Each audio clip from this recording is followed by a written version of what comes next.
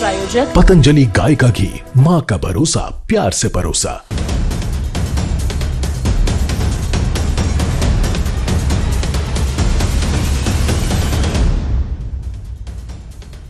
नमस्कार, news 18 Haryana prime में आप सभी का स्वागत है। मैं हूं आपके साथ गुरजोत संधू। शुरुआत करेंगे बुलेटिन की। सबसे पहले राज्यसभा की 37 सीटों के लिए चुनाव की घोषणा हो गई और 37 सीटों के लिए 16 मार्च को मतदान होगा, मतगणना होगी। बता दें कि नामांकन दाखिल करने की आखिरी तारीख 5 मार्च है। हरियाणा की 2 सीटों पर भी राज्यसभा का चुनाव का ऐलान कर दिया गया है। किरण चौधरी और रामचंद्र जांगड़ा का कार्यालय खत्म हो रहा है। उनकी जगह पर किसका नाम जो है दोनों पार्टियां देंगी, बीजेपी और साथ के साथ कांग्रेस, नजरें बनी हुई है। खास तौर पर बात की जाए तो हरियाणा में इन 2 सीटों के चलते एक बीजेपी की सीट लगभग तय मानी जा रही है और लेकिन दूसरी सीट की बात की जाए कांग्रेस की तो उसको भी कांग्रेस के हिस्से में लगभग तय माना जा रहा है। हालांकि उस सीट को भी बीजेपी हटने की कोशिश करेगी या कह ले कि उस पर भी कब्जा जमाया जा सकता है।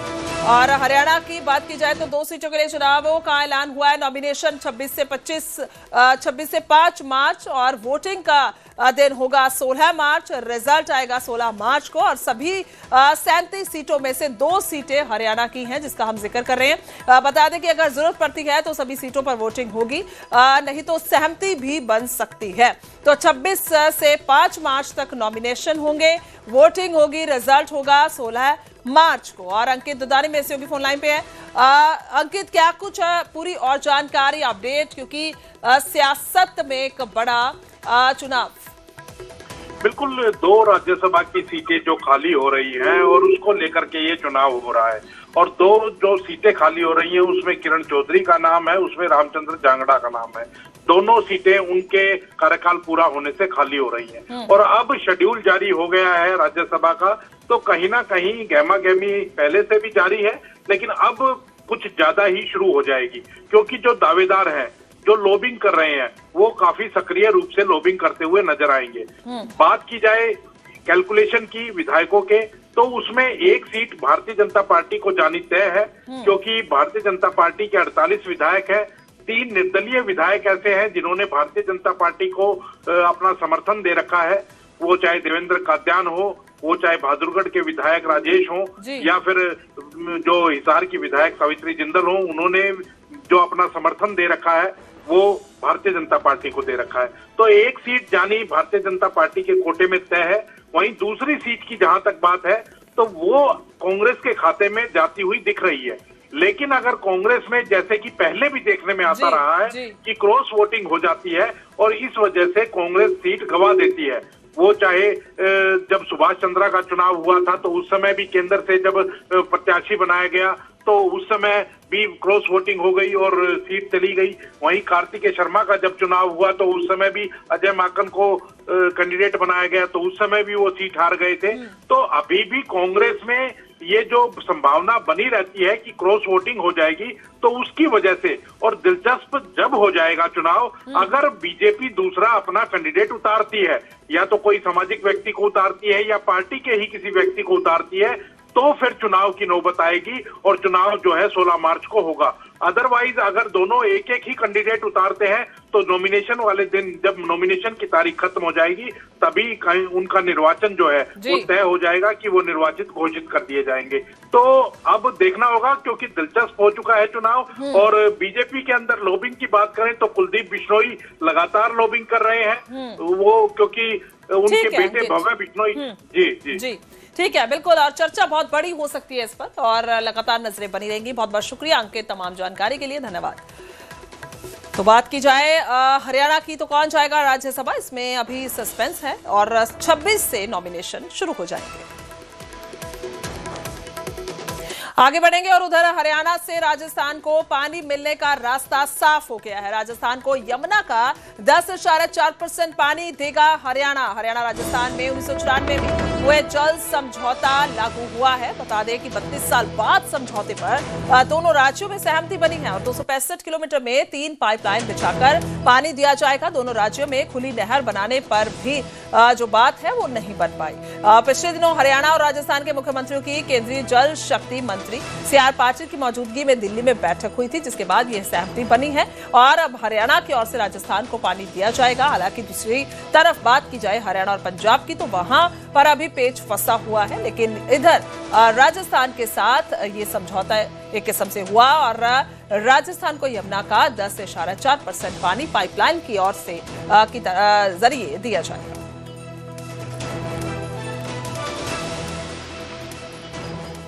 उधर बीजेपी विधायक सतपाल जांबा का बयान आया है, हमारी पार्टी में सभी दूध के धुले नहीं हैं।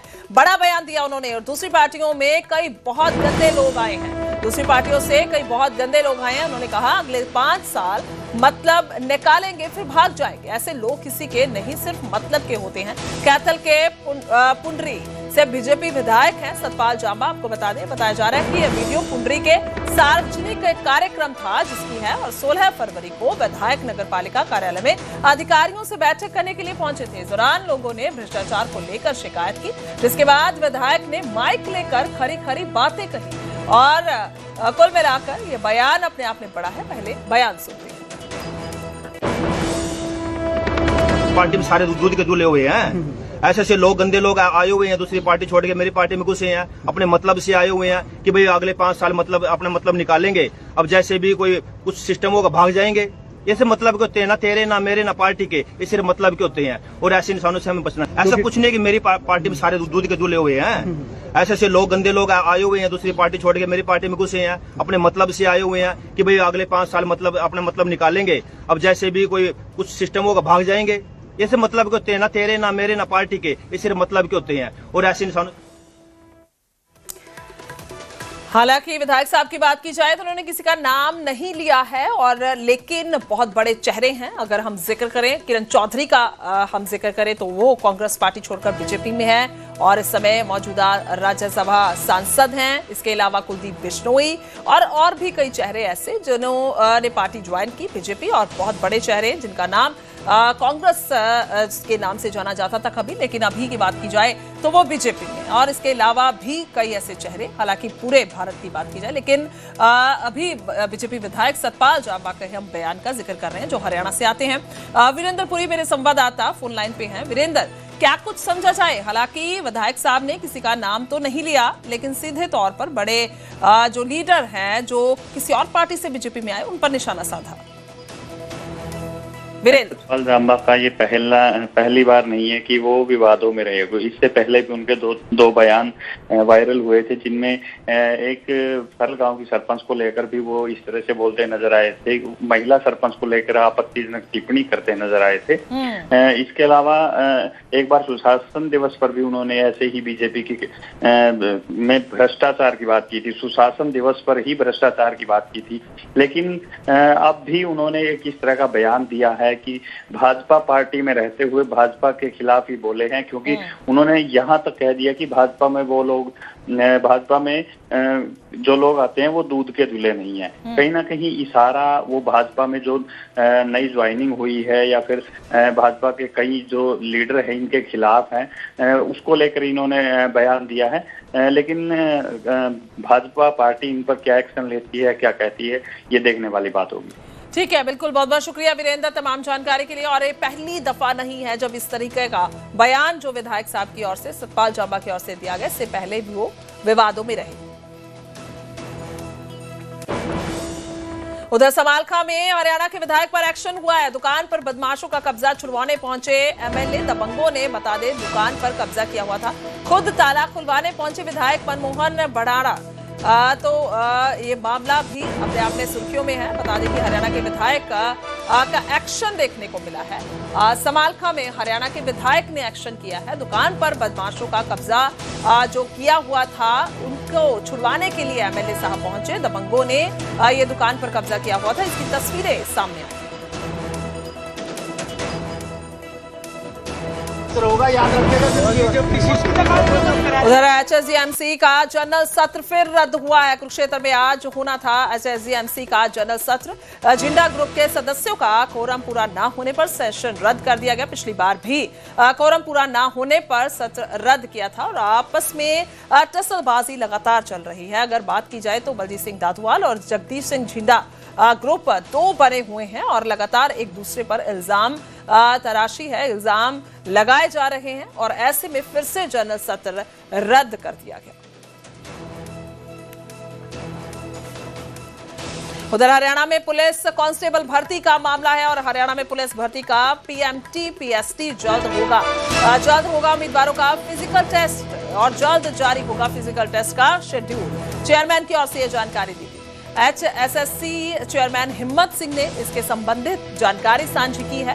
बता दें कि बहुत समय से, कई सालों से ही जो नौजवान हैं, लड़के लड़कियां हैं, वो पुलिस भर्ती के लिए मेहनत करते हैं और उनकी ओर से तैयारी की जाती है और सबसे बड़ा अहम होता है फिजिकल टेस्ट पुलिस भर्ती में, बेशक वो किसी भी राज्य की हो। तो हरियाणा में पुलिस भर्ती का PMT PST टेस्ट जल्द होगा, इसके लिए जानकारी दे दी गई है चेयरमैन की ओर से।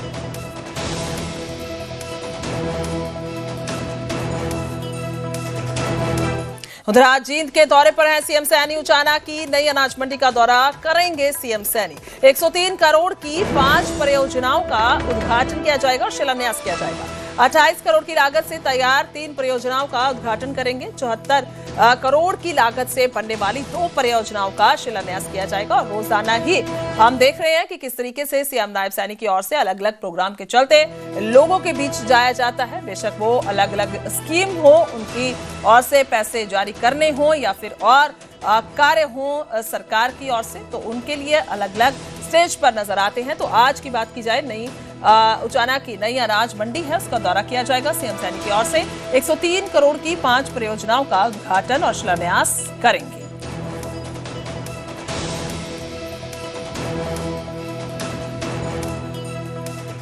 उधर करनाल में हुए धान घोटाले में बड़ा एक्शन हुआ है। पुलिस ने 4 अफसरों को गिरफ्तार कर लिया है। 5 आरोपियों को पहले ही गिरफ्तार इसमें किया जा चुका है। अभी तक की बात की जाए, 69 अधिकारी और कर्मचारियों को सस्पेंड किया गया है। करनाल में करीब 7 करोड़ का ये धान घोटाला हुआ था, जिसका पर्दाफाश हुआ, जिसके बाद लगातार कार्रवाई इस मामले में जारी है। मंडी के बाहर से फर्जी गेट पास जारी किए गए थे, जिसके बाद ये घोटाला हुआ था। और ऐसे में बता दें कि पहले ही सस्पेंड कर दिया गया था उन जिम्मेवार अधिकारियों को, जिसके बाद उनकी अब गिरफ्तारी हुई है। ये तस्वीरें आपको दिखा रहे हैं जब गिरफ्तार किया गया। और महिला पुलिस मुलाजम भी तैनात है, क्योंकि अफसर जो है वो महिला हैं।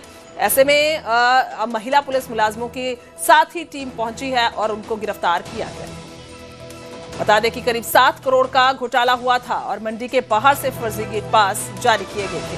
तो ऐसे में कार्रवाई लगातार जारी है, क्योंकि घोटाले का जब पर्दाफाश हुआ है और उसमें जो जिम्मेवार हैं उनकी जिम्मेदारी तय करते हुए उन पर एक्शन हो रहा है, उन पर कार्यवाही हो रही है। तो आज ऐसे में ये तस्वीरें आपको दिखा रहे हैं जब गिरफ्तार किया गया है और बड़ा घोटाला जो धान का हुआ उसमें एक्शन किया गया है।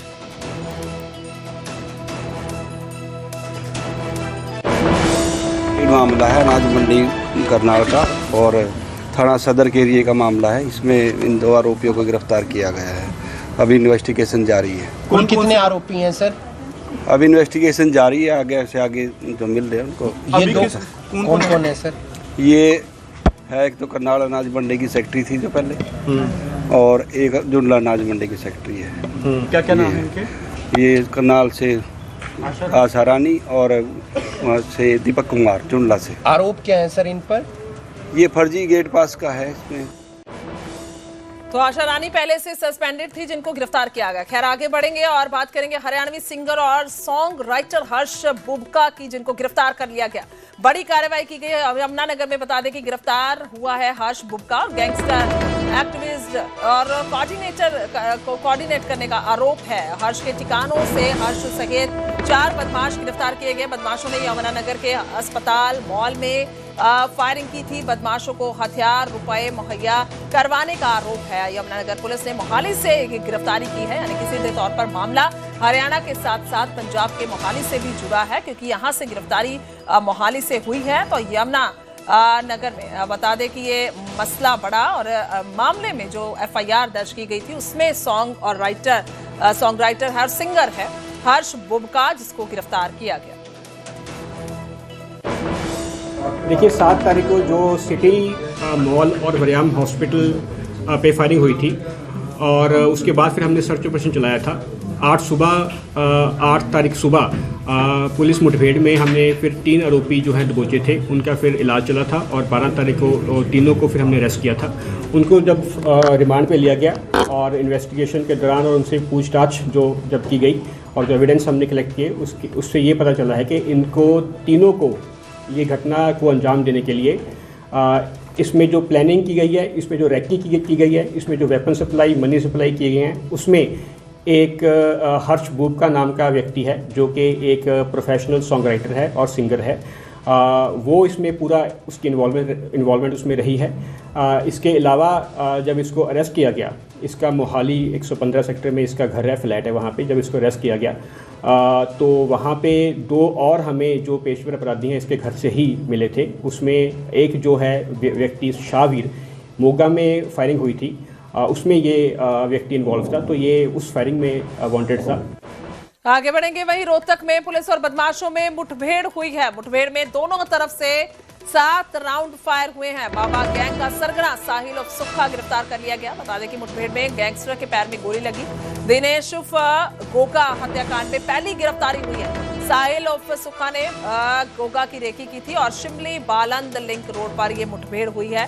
तस्वीरें आपको दिखा रहे हैं किस तरीके से गिरफ्तार किया, उसके बाद अस्पताल में दाखिल है मुठभेड़ में, क्योंकि 7 राउंड फायर हुए हैं दोनों तरफ से, जिसके चलते जो गोली है वो पैर में लगी हुई है। बाबा गैंग का सरगना साहिल उर्फ सुक्खा गिरफ्तार हुआ है। मुठभेड़ में गैंगस्टर के पैर में गोली लगी है। दिनेश उर्फ गोगा हत्याकांड जो हुआ और उसमें सीसीटीवी सामने आई थी कि किस तरीके से शरेआम जो गोलीबारी की गई और बीच चलती सड़क पर गोलियां बरसाई गई, जिसके बाद लगातार इनकी तलाश थी पुलिस को कि आखिरकार ये आरोपी कहां है, तो जिसके बाद ये मुठभेड़ में पहली गिरफ्तारी हुई है।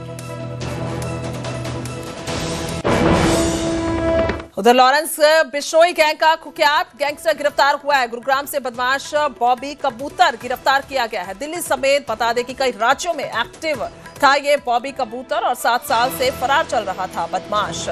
सिद्धू मूसेवाला की हत्या से पहले इसने रेकी की थी। बदमाश शाहरुख के साथ मिलकर इसने रेकी की थी, यानी कि सिद्धू मूसेवाला जो कत्ल कांड है 2022 में घटनाक्रम हुआ, ये वारदात हुई और उस मामले में भी ये इसकी तलाश जारी थी पुलिस को और जिसके बाद इसकी गिरफ्तारी हुई है। लॉरेंस बिश्नोई गैंग का कुख्यात है और 7 साल से लगातार पुलिस इसकी तलाश कर रही है, लेकिन अब ये हत्थे चढ़ चुका है पुलिस की।